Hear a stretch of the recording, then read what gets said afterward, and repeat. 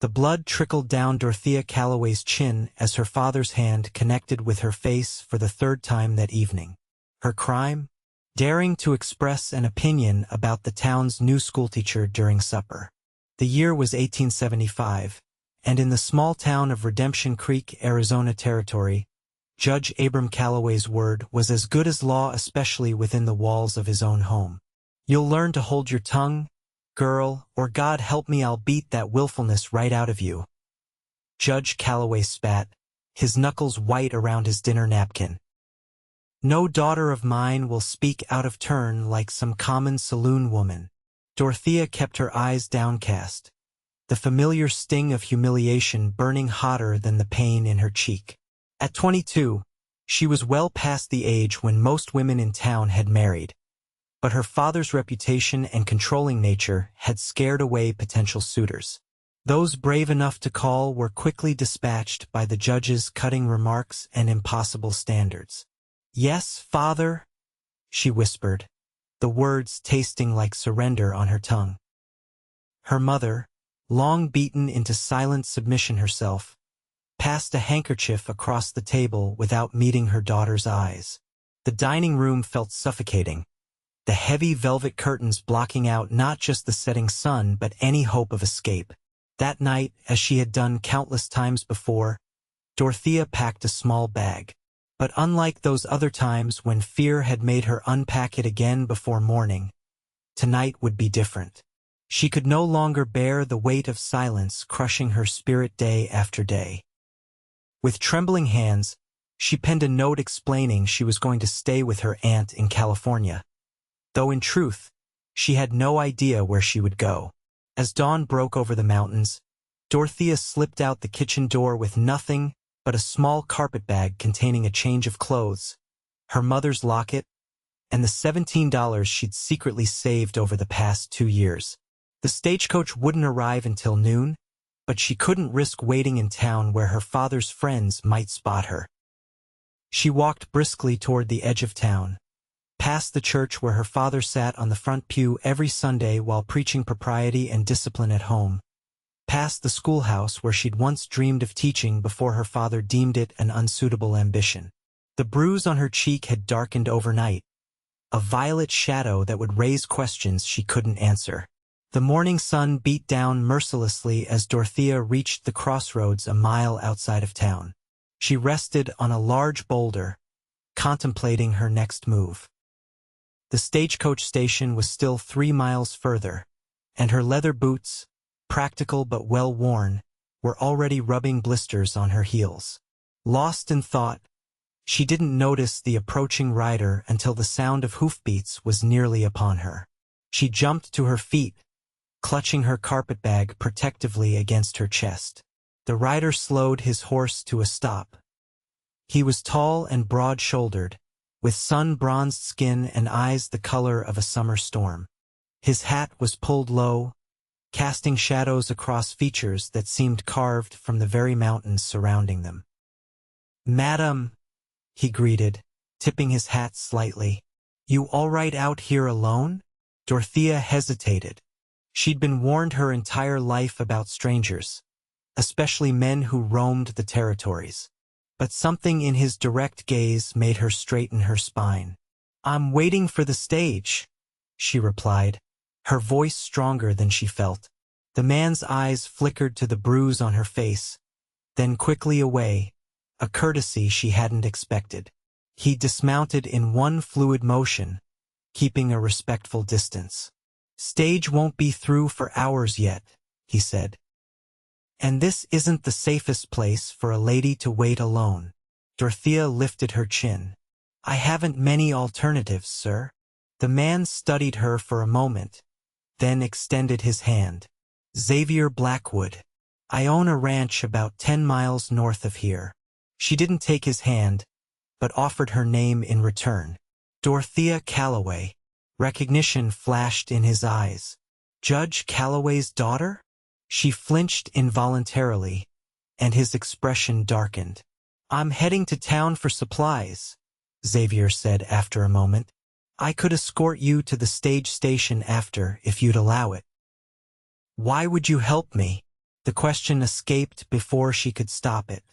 A ghost of a smile touched his lips. "Because it's what decent folks do, Miss Calloway." Something about his straightforward manner put her slightly at ease. Still, caution prevailed.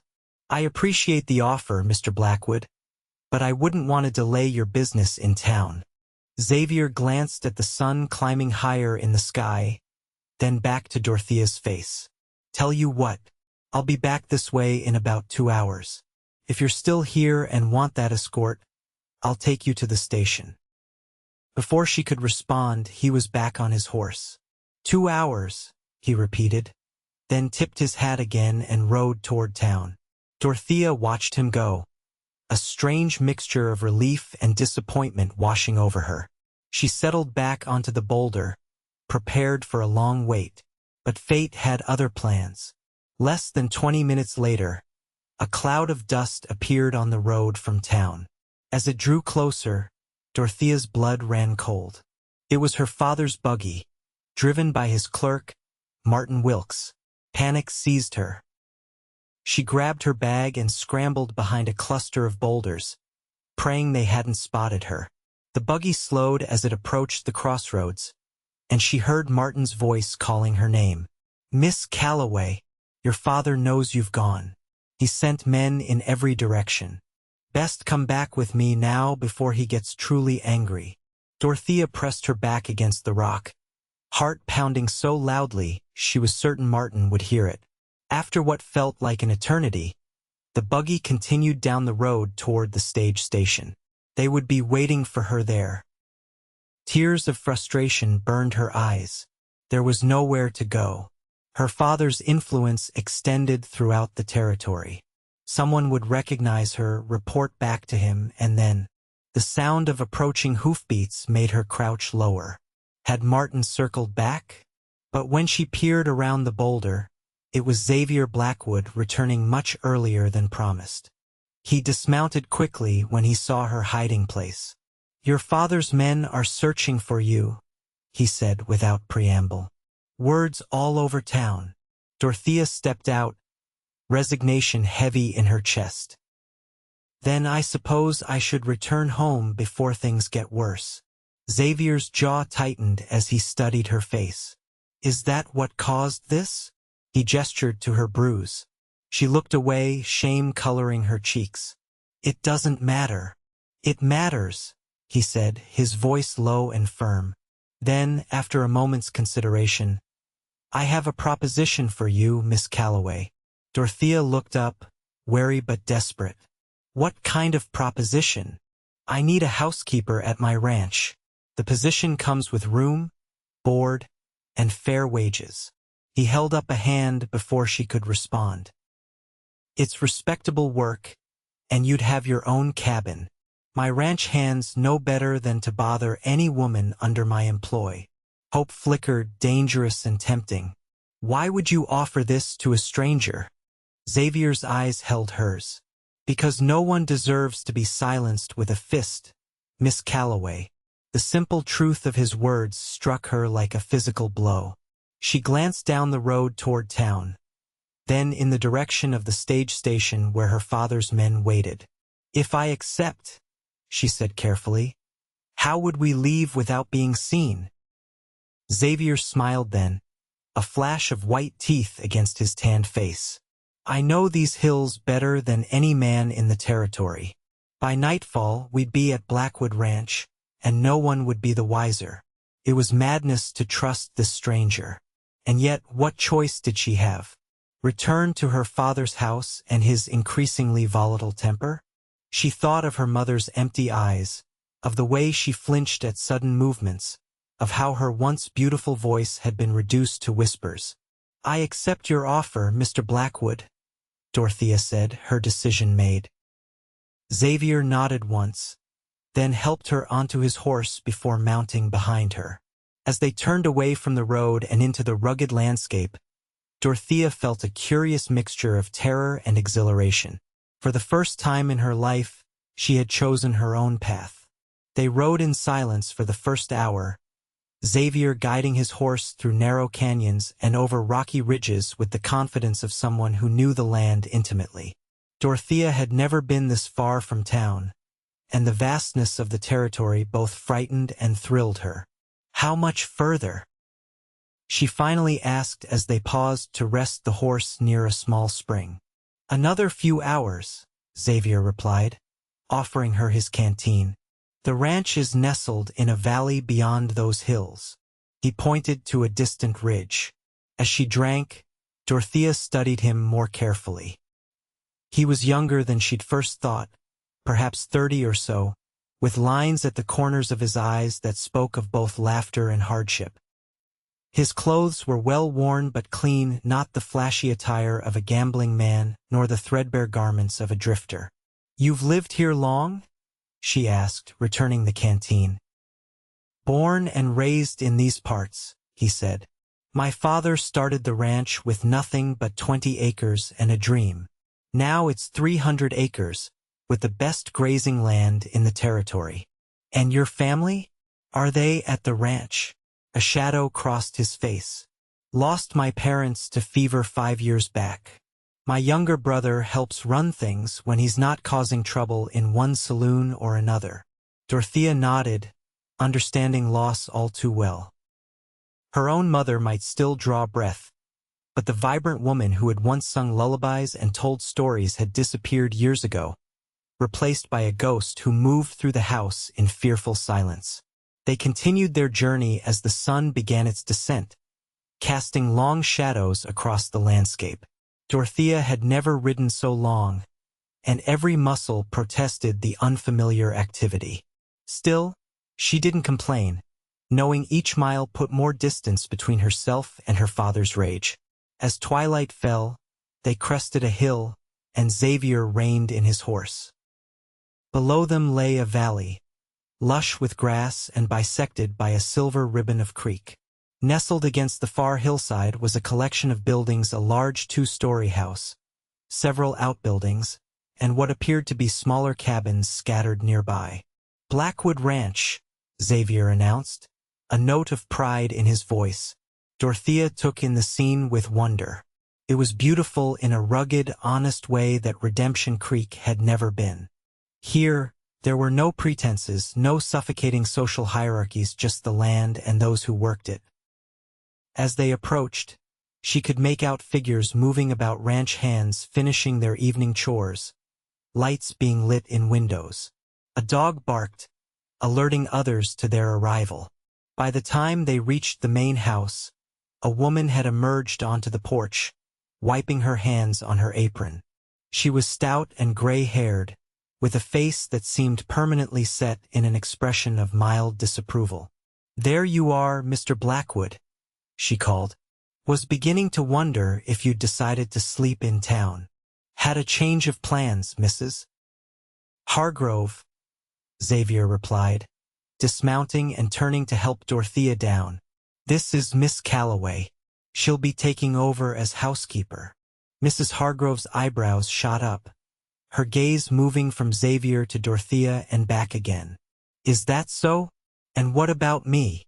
Xavier smiled easily. "You're long overdue for that visit to your daughter in Denver. Now you can stay as long as you like, with pay continuing as always." The older woman's expression softened slightly. "Well then." She looked at Dorothea more carefully, her eyes lingering on the bruise. "You know how to cook, girl?"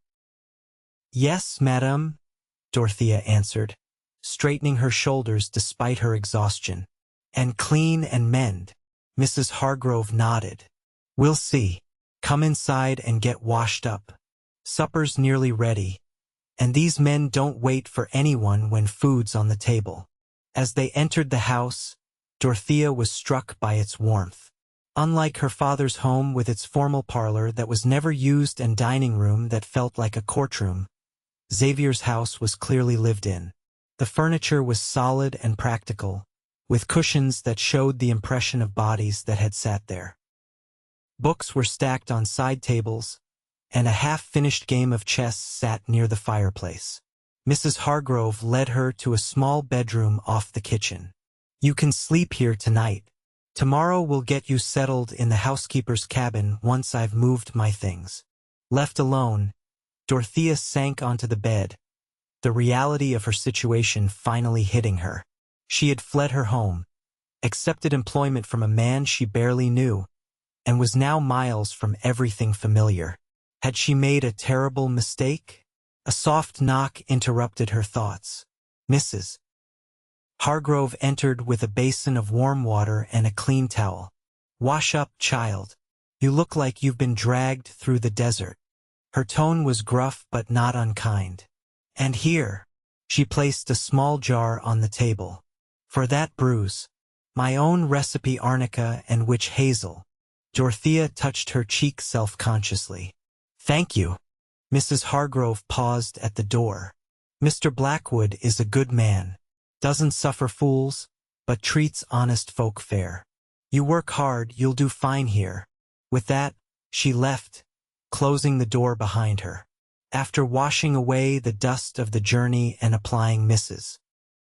Hargrove's salve to her bruise, Dorothea changed into her spare dress, a simple blue cotton that had seen better days but was clean and presentable.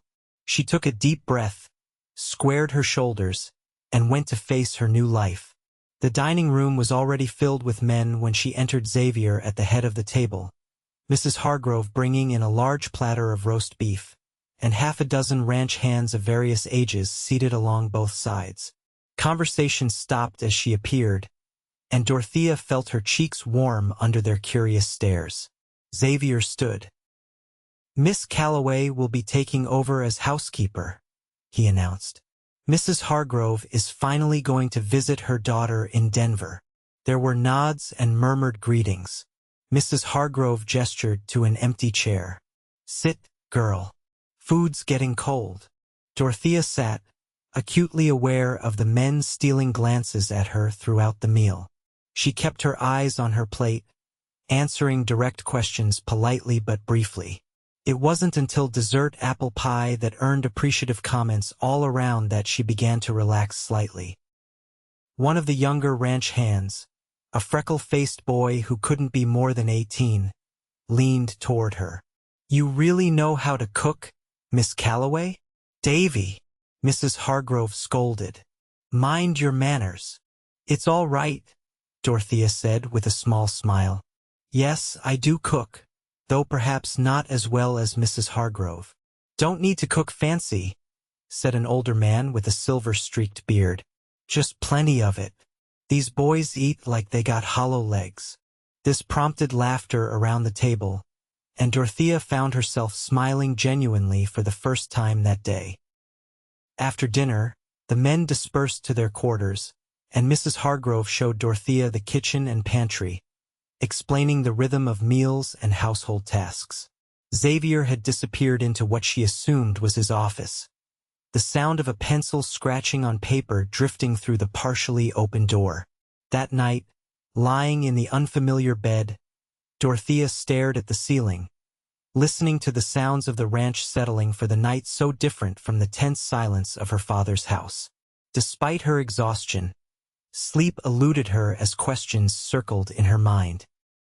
How long before her father discovered where she had gone? Would Xavier truly protect her, or would he surrender her at the first sign of trouble? And what of her own heart, which had leapt traitorously when he had helped her from his horse, his hands strong and steady at her waist? Foolish thoughts, she chided herself.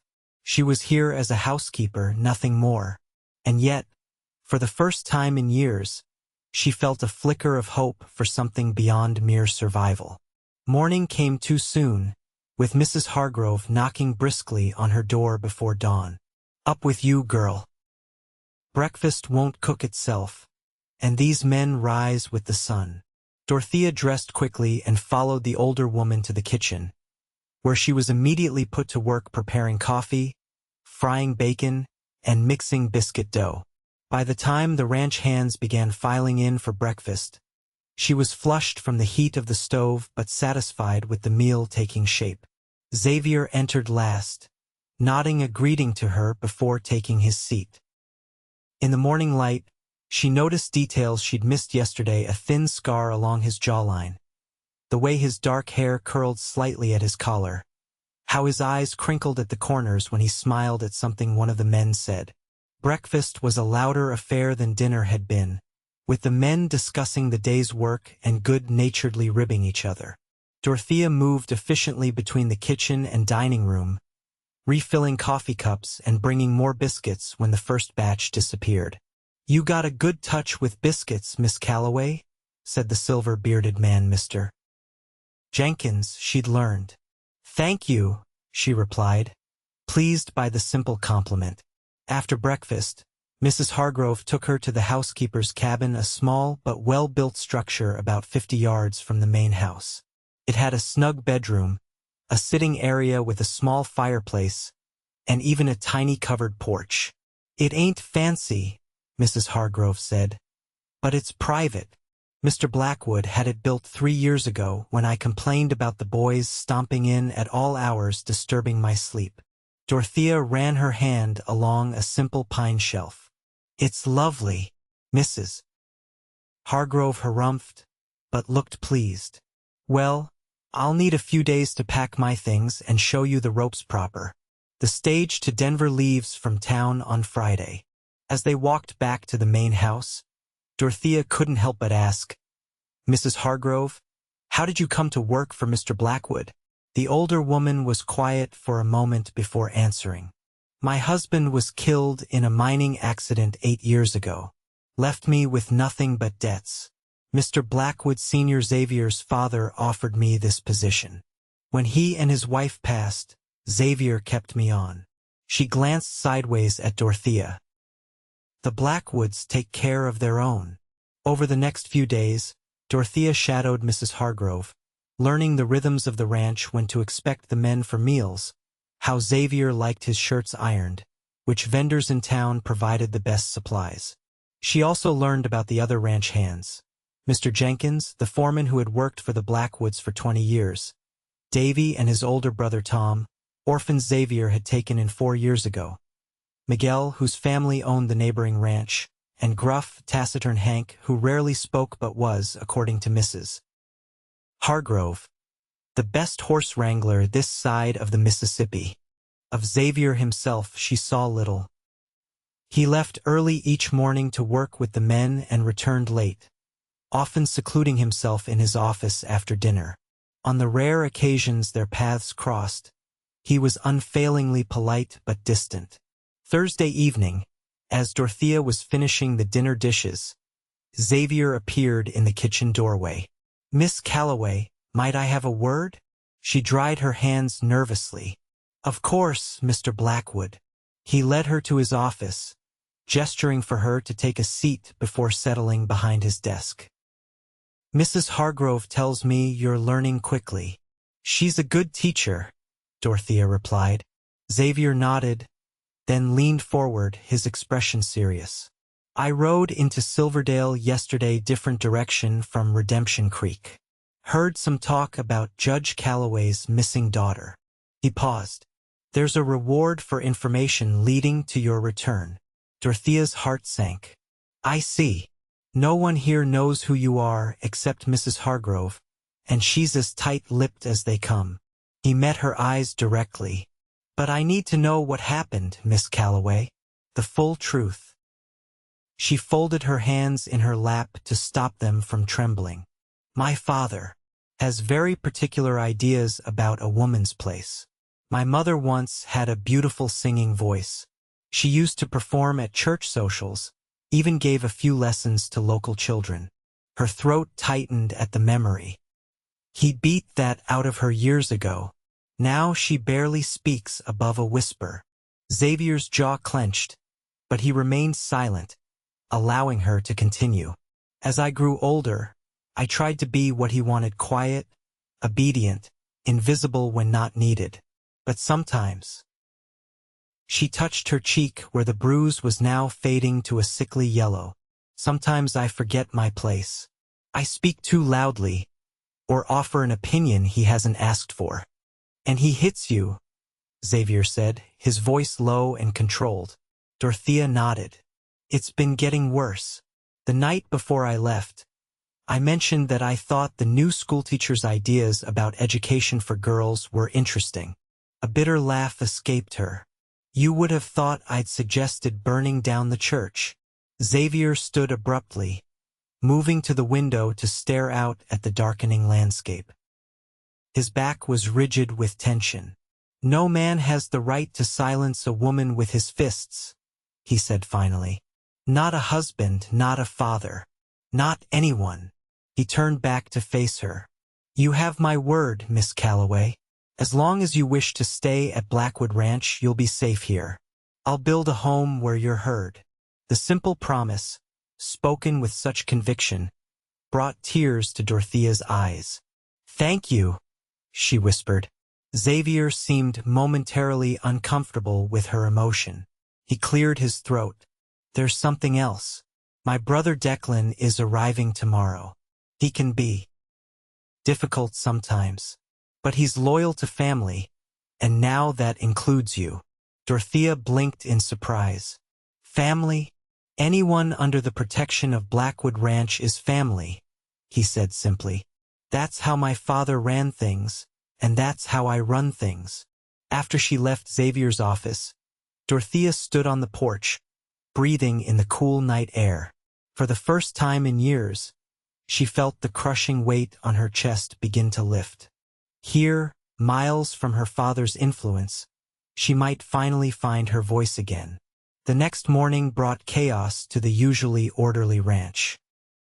Declan Blackwood arrived with the subtlety of a thunderstorm, riding in just as breakfast was being cleared away.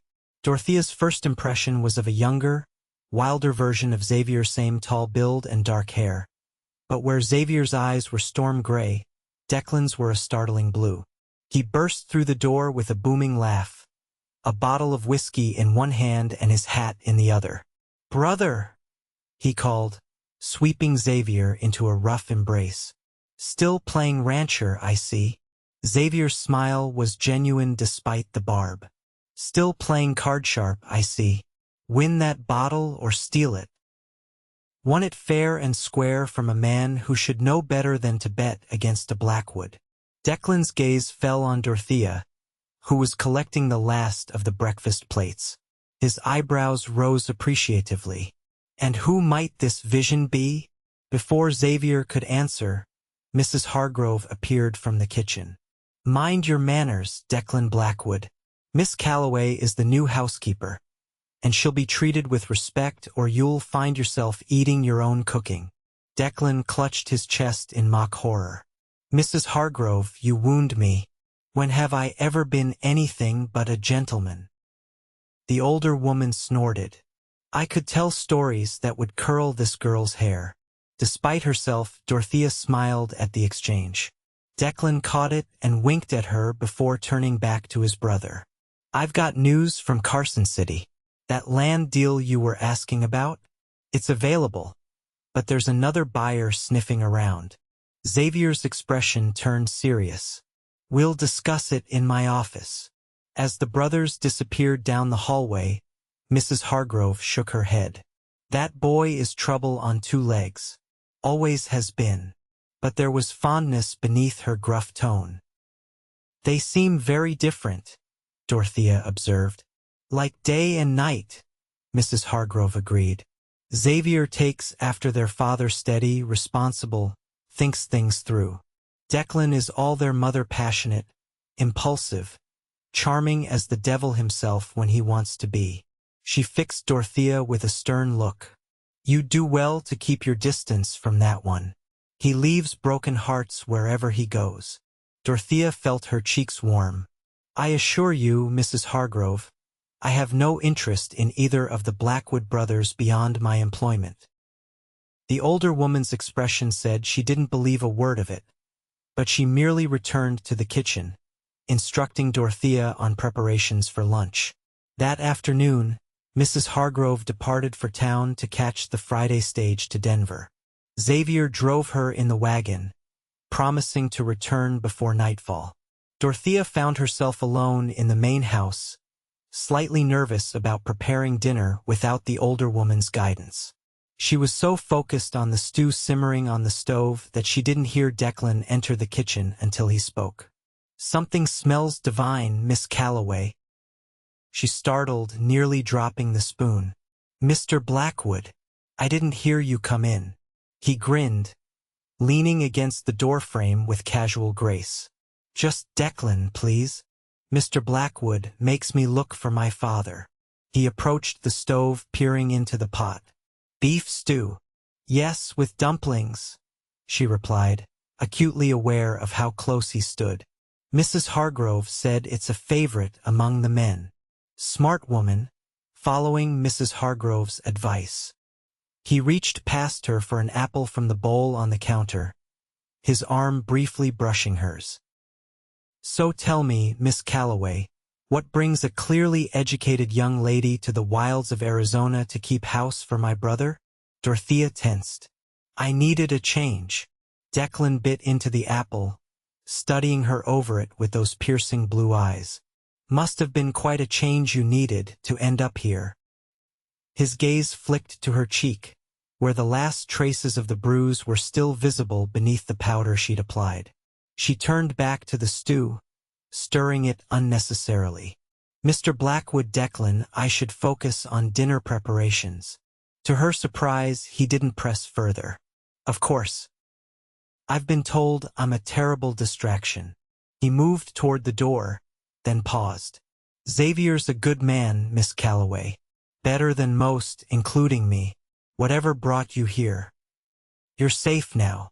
Before she could respond, he was gone, leaving her puzzled by the sudden seriousness from a man Mrs. Hargrove had described as perpetually light-hearted.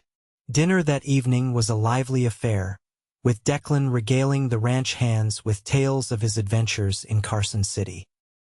Dorothea moved quietly around the table, refilling plates and coffee cups, occasionally catching Xavier watching her with an unreadable expression.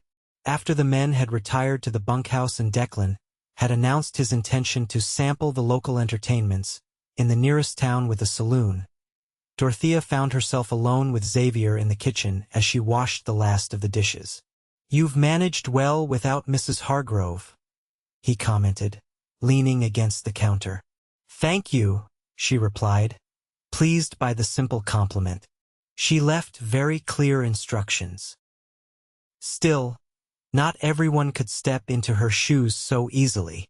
He hesitated, then added, "The men were commenting on how much they enjoyed the apple cobbler." Dorothea smiled, remembering the enthusiastic reception her dessert had received. "My mother taught me that recipe. Before." She trailed off, the memory suddenly painful. Xavier straightened, his expression softening. "Would you like to sit on the porch for a while? The night air is pleasant." The invitation surprised her, but she nodded. "That would be nice." They settled into the chairs on the wide front porch, the lantern casting a warm glow that held the darkness at bay. The night was indeed pleasant, with a gentle breeze carrying the scent of sage and pine from the surrounding hills. "When I was a boy," Xavier said after a comfortable silence, "my mother would sit out here in the evenings and read to us, Declan and me. Poetry, mostly. She had a beautiful voice." He smiled at the memory. Father would pretend to be too busy with ranch accounts, but he'd always find some reason to work at the table near the window so he could listen too. Dorothea tried to imagine the scene, a family bound by love rather than fear. "They sound wonderful." "They were," Xavier agreed. "They taught us that a home should be a place where everyone's voice matters, men, women, children. Even when we disagreed, there was always respect." He looked at her directly. "That's why what happened to you? It angers me, Miss Calloway. No one should live in fear of speaking their mind." His sincerity touched something deep within her. "My mother used to sing," she said softly. "She had the most beautiful voice. People would come from miles around to hear her at church socials." She swallowed hard. "I haven't heard her sing in almost 10 years. Xavier's hands tightened on the arms of his chair. "I'm sorry. I used to sing too," she admitted. But after seeing what happened to my mother, I stopped. It seemed safer that way. Do you miss it? The question was simple, but it pierced her heart. Every day, they sat in silence for a while longer, the cricket chorus rising and falling around them. Finally, Xavier stood. It's getting late. You should rest tomorrow's Saturday. And the men always expect something special for breakfast after a week's hard work. As Dorothea rose to go to her cabin, he added, Miss Calloway, Dorothea, I meant what I said before. This is a place where you can speak your mind, where you can sing if you want to. No one here will ever silence you. She looked up at him, this man who had offered her safety when she needed it most. Thank you, Xavier. It was the first time she had used his given name, and something shifted between them in that moment, a barrier lowered, a possibility acknowledged. As she walked to her cabin under the star-filled sky, Dorothea felt a fragile hope unfurling within her. Perhaps here, she could finally become the woman she was meant to be. The next few weeks settled into a rhythm. Dorothea rose before dawn to prepare breakfast, spent her mornings cleaning and organizing the main house, cooked lunch for the ranch hands, and then had a few hours in the afternoon to herself before preparing dinner. These quiet afternoon hours became precious to her time to read from Xavier's surprisingly extensive library, to walk along the creek that ran through the property, or simply to sit on her small porch and enjoy the freedom to do nothing at all if she chose. Declan came and went like a restless wind, sometimes disappearing for days before returning with stories and gifts, a bolt of fine fabric for Dorothea to make something pretty, candies from the mercantile in town, a new pipe for Mr. Jenkins. Despite Mrs. Hargrove's warnings, Dorothea found herself warming to his easy charm and genuine kindness beneath the rakish exterior. But it was Xavier who increasingly occupied her thoughts. Unlike his brother's obvious charisma, Xavier's appeal was quieter, deeper. She noticed how the ranch hands respected him without fear, how he listened carefully when anyone spoke, regardless of their station. In the evenings, he often invited her to join him on the porch, where they would talk about books they'd read, places they'd like to visit, or simply sit in comfortable silence watching the sunset paint the hills in gold and crimson. One afternoon, as Dorothea was hanging laundry to dry behind the main house, she heard raised voices from Xavier's office. The window was open to catch the breeze, and though she didn't mean to eavesdrop, the words carried clearly. "You're a damn fool if you don't see what's happening," Declan was saying. "Judge Calloway isn't going to stop looking for her. Men like him don't let go of what they consider their property." "She's not property," Xavier replied, his voice tight with anger. "She's a woman who deserves freedom from tyranny in her own home." "I agree with you, but this isn't about what's right, it's about what's real. The judge has connections all the way to the territorial governor. What happens when he tracks her here? You think your reputation as an upstanding rancher will protect her?" There was a pause, then Xavier spoke more quietly. "What would you have me do, Declan? Turn her out? Send her away?" "No," Declan sighed. "But you need a better plan than just hiding her here and hoping for the best. The men in town are already talking about the pretty new housekeeper at Blackwood Ranch." Dorothea's hands trembled as she pinned a shirt to the line.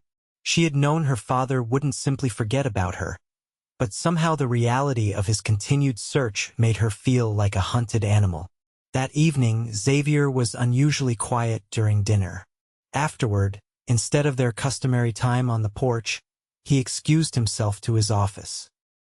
Hurt and confused by the change, Dorothea retreated to her cabin earlier than usual. She was brushing her hair before bed when a knock came at her door. Heart-pounding, no one had ever come to her cabin after dark. She wrapped a shawl around her shoulders before opening the door. Xavier stood there, his expression grave. "I apologize for disturbing you so late, but I needed to speak with you privately." She stepped back to allow him in, suddenly conscious of her unbound hair and simple nightdress beneath the shawl. Is something wrong? He remained standing near the door, hat in hands. I heard from a reliable source that your father has hired Pinkerton detectives to find you. The news hit her like a physical blow.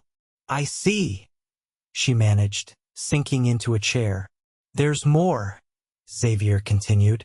He's telling people you're unwell, that you suffer from delusions and require medical treatment. Dorothea laughed bitterly. Of course, he couldn't admit I simply fled his control. That would raise too many questions. Dorothea. Xavier knelt before her chair, his eyes intent on hers. I won't let him take you back, but we need to consider our options carefully. Our options, she repeated, confused by his inclusion of himself in her predicament. You could go further west California, perhaps. I have connections who could help you establish a new identity. He hesitated. Or you could stay, and we could find a way to protect you legally. How? If my father has the influence you say he does, no court would side against him. Xavier took a deep breath. There is one way. He met her eyes steadily. You could marry. The suggestion hung in the air between them. Dorothea stared at him, trying to read his expression in the lamplight. Are you proposing, Mr. Blackwood? I'm suggesting a practical solution, he replied carefully. As your husband, I would have legal rights that would supersede your father's. He couldn't force you to return to his home. A marriage of convenience, she said flatly. Xavier stood, moving to the small window. I understand it's not an ideal proposal. You barely know me, and you've only just escaped one man's control. The last thing you need is to bind yourself to another. He turned back to face her. But I give you my word, Dorothea, it would be a true partnership. You would be free to live as you choose, to speak your mind, to pursue whatever interests you.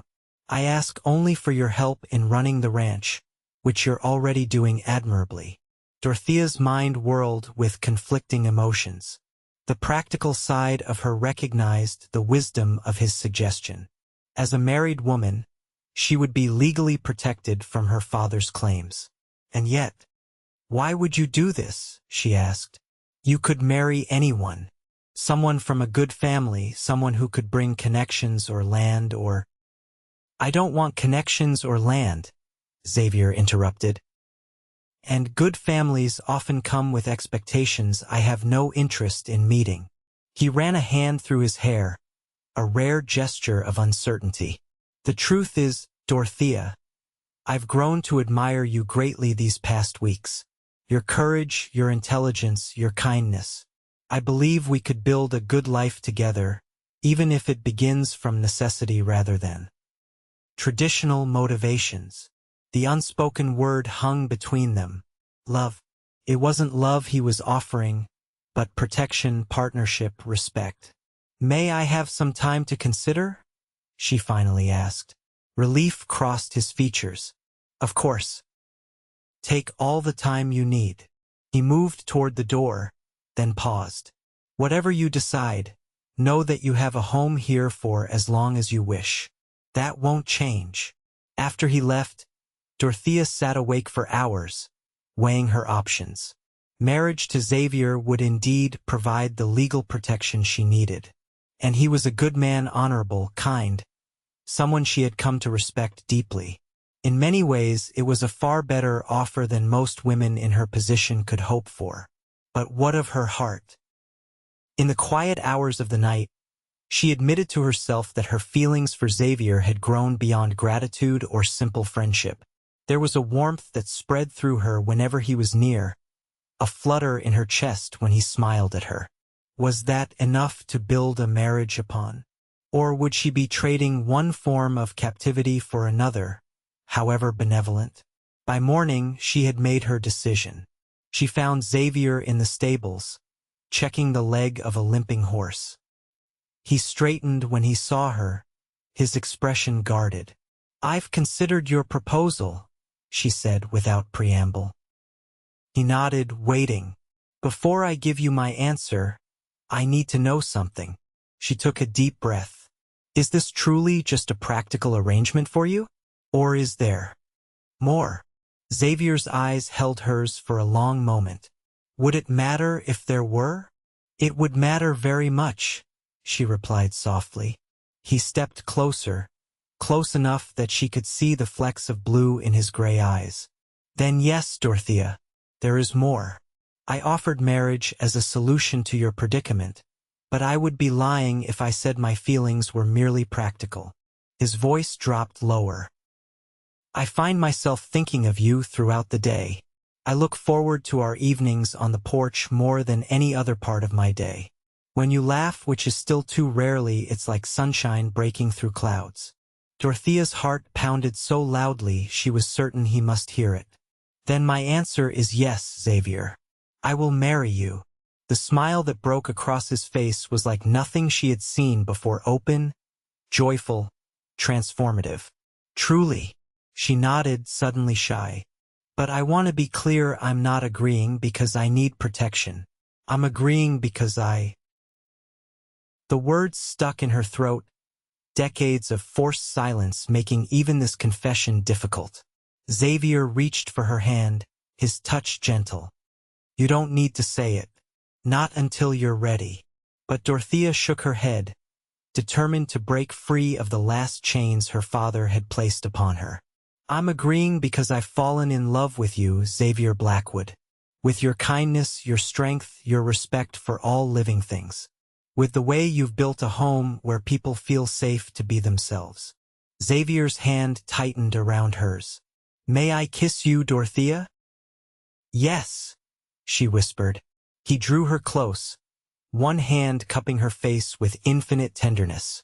When his lips met hers, Dorothea felt as though something locked inside her had finally broken free. The kiss was gentle at first, then deepened with a hunger that surprised them both. When they finally drew apart, both were breathing rapidly. I love you, Xavier said, his voice rough with emotion. I think I have since that first day at the crossroads, when you stood there with your chin up despite everything. A noise from the doorway made them turn. Declan stood there, a knowing grin spreading across his face. Well, should I be planning a wedding, brother? Xavier kept his arm around Dorothea's waist. As a matter of fact, yes. Declan's eyebrows shot up. I was joking. Then his expression softened as he looked between them. But I can't say I'm surprised. Anyone with eyes could see this coming. He strode forward to clap his brother on the shoulder. Congratulations. You've found yourself a remarkable woman. I know, Xavier replied, looking down at Dorothea with such naked adoration that she blushed. Word spread quickly around the ranch. The hands offered awkward but sincere congratulations, and Mr. Jenkins announced he would ride to town immediately to send a telegram to Mrs. Hargrove with the news. She'd never forgive us if we didn't tell her right away, he explained. And she'll want to be back for the wedding. The wedding. The reality of it struck Dorothea suddenly. She was going to be Xavier Blackwood's wife. The thought both thrilled and terrified her. That evening, as they sat on the porch watching the sunset, Xavier took her hand. I've been thinking about the timing. The sooner we marry, the sooner you'll have legal protection. How soon were you thinking? She asked. 2 weeks? That would give Mrs. Hargrove time to return if she wishes, and for us to make the necessary arrangements. He looked at her questioningly. Unless you'd prefer more time? Dorothea shook her head. 2 weeks is fine. It's not as though I need elaborate preparations. A shadow crossed her face. I have no family to invite, no trousseau to prepare. Xavier squeezed her hand. You have family now, and as for a trousseau. He smiled. Declan has already volunteered to escort you to town to purchase whatever you need. Apparently, he has excellent taste in female fripperies, or so he claims. The thought of Declan helping her shop for wedding clothes made her laugh. That sounds like quite an adventure. He'll keep you safe, Xavier assured her. And the town is far enough from Redemption Creek that the risk of recognition is minimal. The next day, true to his word, Declan appeared with the wagon hitched and ready for the journey to Silver Springs, the larger town 20 miles south. "Ready for our expedition, future sister-in-law?" he called cheerfully. "I promise to return you in one piece, though possibly with fewer dollars in your purse."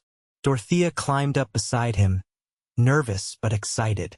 She had rarely been allowed to shop alone, her father insisting on approving all purchases. "I don't have many dollars to begin with," she admitted. Declan winked. Xavier provided a wedding budget, and he was surprisingly generous, must be truly smitten. The trip to town was filled with Declan's amusing stories and observations. Unlike her tense silence in her father's company, Dorothea found herself laughing freely, even sharing a few anecdotes of her own. Silver Springs proved to be a bustling community, with a proper main street lined with shops, a hotel, and several saloons. Declan helped her down from the wagon in front of a store with Madame Renault's fine apparel painted on the window. "Best dressmaker in the territory," he explained. "She's French or claims to be. Either way, she knows her business." Madame Renault turned out to be a tiny woman with steel-gray hair and sharp eyes that assessed Dorothea's figure the moment she walked in. "Ah, Monsieur Blackwood. Always a pleasure." Her accent was indeed French, though perhaps exaggerated for effect. "And who is this lovely creature?" "My future sister-in-law," Declan announced proudly. "She's marrying my brother in 2 weeks and needs a wedding dress and whatever else brides require." Madame Renault's eyebrows rose. 2 weeks? Impossible for a proper trousseau. "Just the essentials then," Dorothea said hastily. "The wedding will be small at the ranch." The dressmaker circled her appraisingly. "You have excellent bone structure, mademoiselle, and such a tiny waist. We will find something magnifique, even with this ridiculous timeline." What followed was a whirlwind of fabrics, measurements, and decisions. By mid-afternoon, Dorothea had ordered a simple but elegant wedding dress in ivory silk, 2 everyday dresses, a riding habit, at Declan's insistence, and various necessities for a proper lady's wardrobe. "Madame will work miracles with the wedding dress," Declan assured her as they left the shop. "It will be ready in 10 days, and the rest will follow."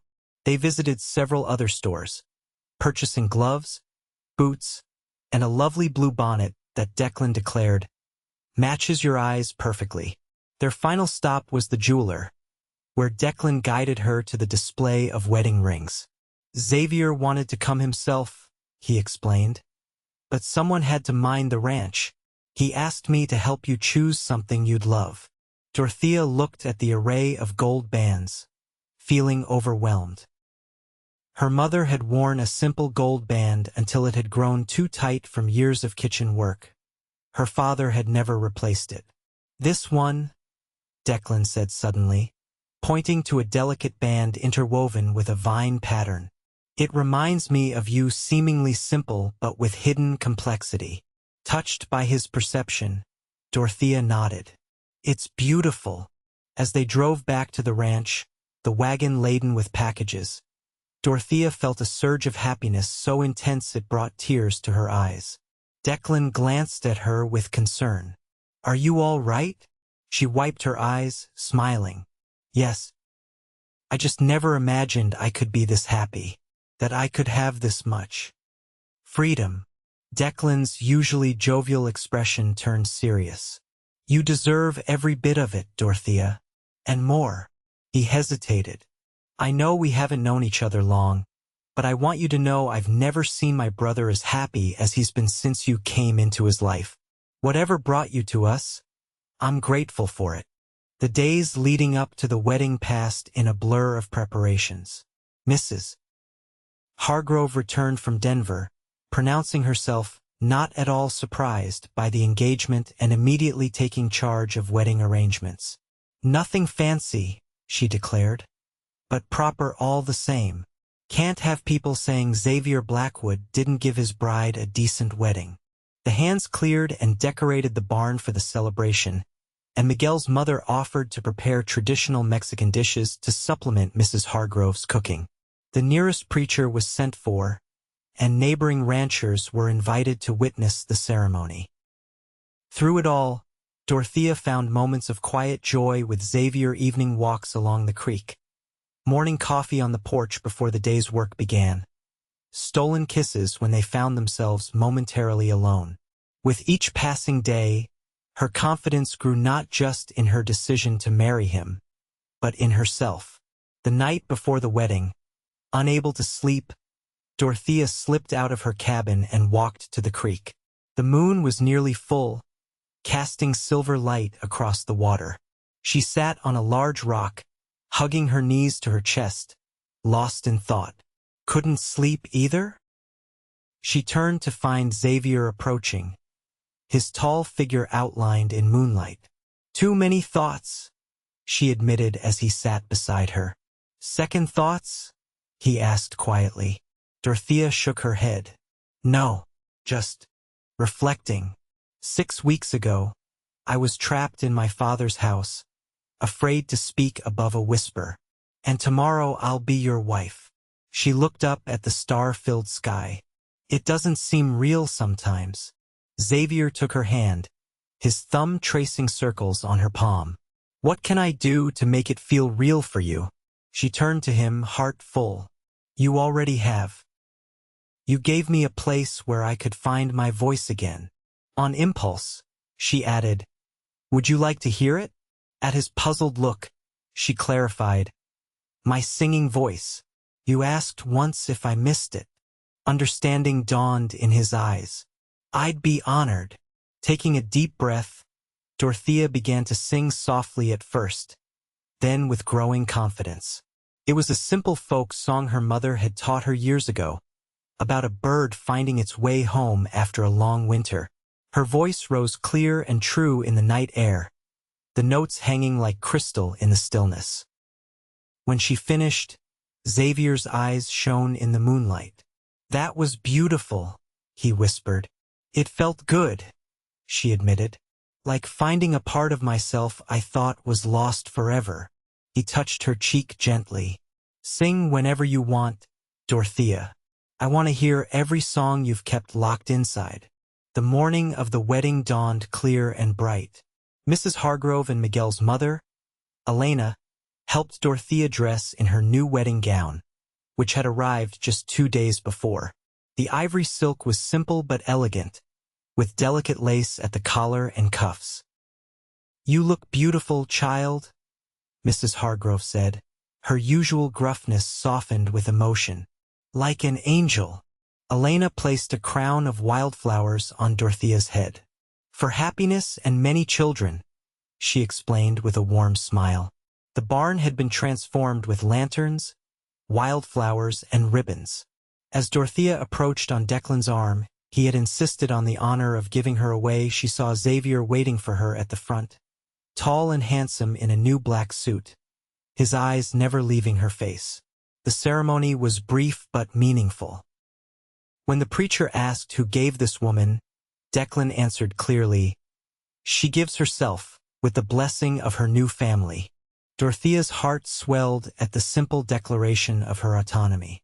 When it came time for her vows, she spoke in a clear, strong voice that carried to every corner of the barn. No more whispers, no more silence. I, Dorothea, take you, Xavier, to be my husband, to have and to hold from this day forward, for better, for worse, for richer, for poorer, in sickness and in health, to love and to cherish, till death do us part. As Xavier slipped the vine-patterned ring onto her finger, she saw that he had chosen a matching one for himself, a symbol of their intertwined lives. I now pronounce you man and wife, the preacher declared. You may kiss your bride. Xavier's kiss was tender yet passionate, a promise of all that was to come. When they turned to face their guests, the applause and cheers were deafening. The celebration that followed lasted well into the night. There was music. Miguel's cousins had brought guitars and fiddles and dancing, and more food than Dorothea had ever seen. Xavier kept her close, his hand often finding hers as they moved among their guests, accepting congratulations and good wishes. As the evening wore on, Declan called for attention, raising his glass. "To my brother and his bride," he announced. "May your home always be filled with love, laughter, and honest words spoken freely." "Hear, hear," came the response from all sides. Later, as they danced beneath the lantern light, Xavier whispered in her ear, "Are you happy, Mrs. Blackwood?" The name sent a thrill through her, more than I ever imagined possible. When the last guests had departed and the cleanup left for morning, Xavier led Dorothea not to her cabin but to the main house, their house now. In the privacy of their bedroom, he kissed her with increasing passion, his hands gentle but insistent as they explored her body through the silk of her wedding dress. "I love you, Dorothea," he murmured against her skin, "with all that I am." "And I love you," she replied, her voice steady and sure. "My protector, my partner, my love." That night, as they discovered each other with tender passion, Dorothea found the final piece of herself that had been silenced, her ability to express love without fear, to give and receive pleasure freely, to be fully and completely herself in another's arms.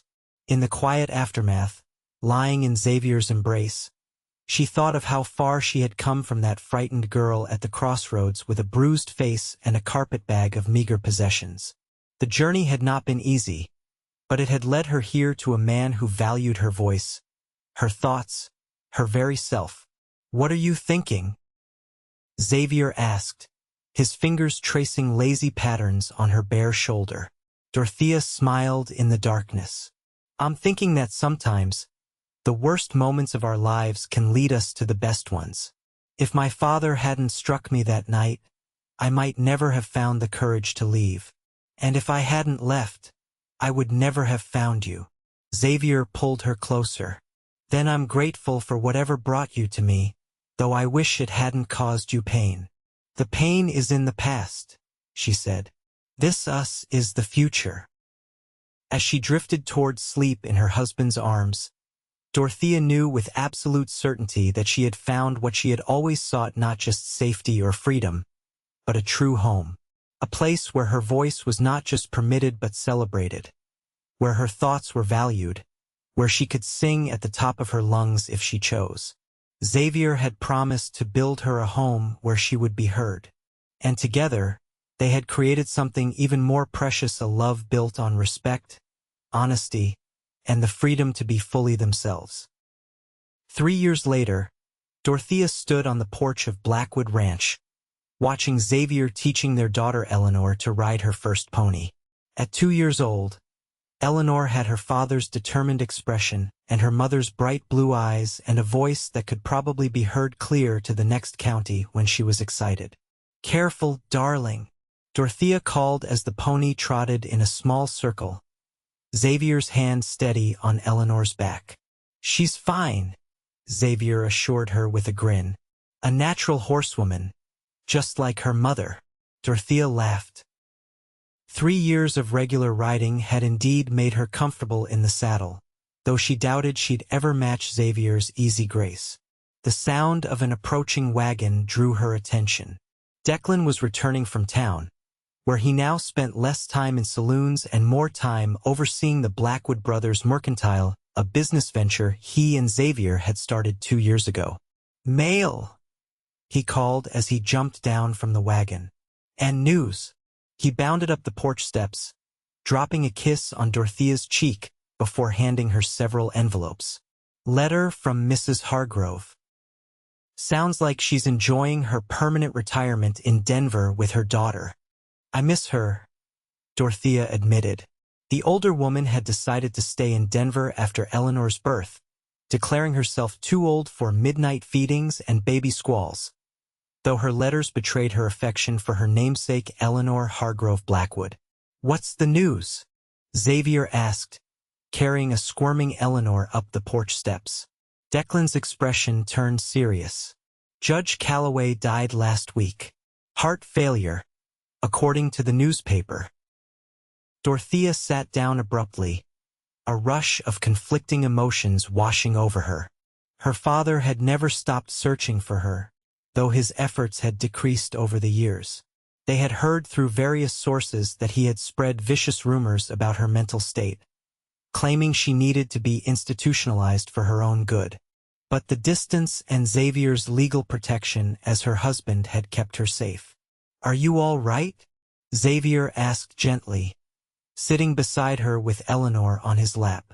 "I don't know," she answered honestly.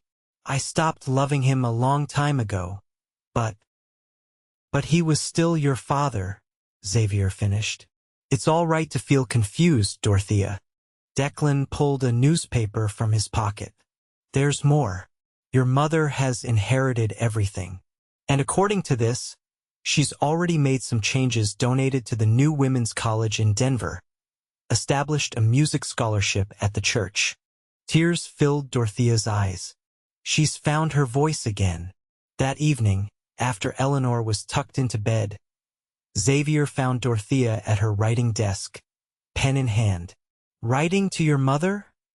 he asked, massaging her shoulders gently. Dorothea nodded. "I think it's time, without my father's influence.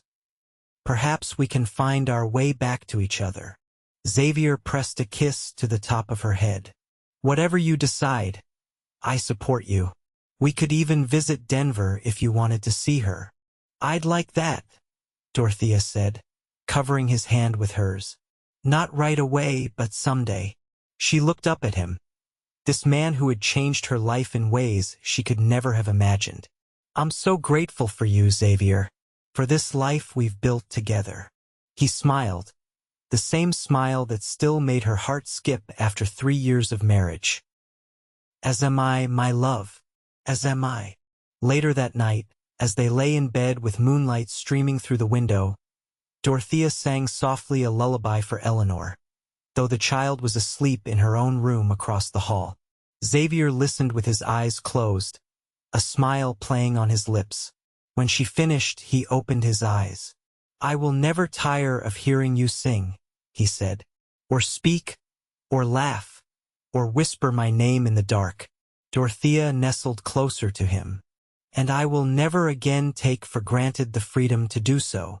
She traced the line of his jaw with her finger. "You promised to build me a home where I would be heard, Xavier Blackwood, and you've kept that promise every day. And I always will," he vowed, pulling her closer, "for all the days of our lives." As sleep claimed them both, Dorothea's last thought was of the incredible journey that had brought her here from a house of silence and fear to a home filled with voices, laughter, and love. A home where every voice mattered, where words were treasured rather than punished, where she could be truly, completely herself. It was everything she had ever wanted, and more than she had ever dared to dream.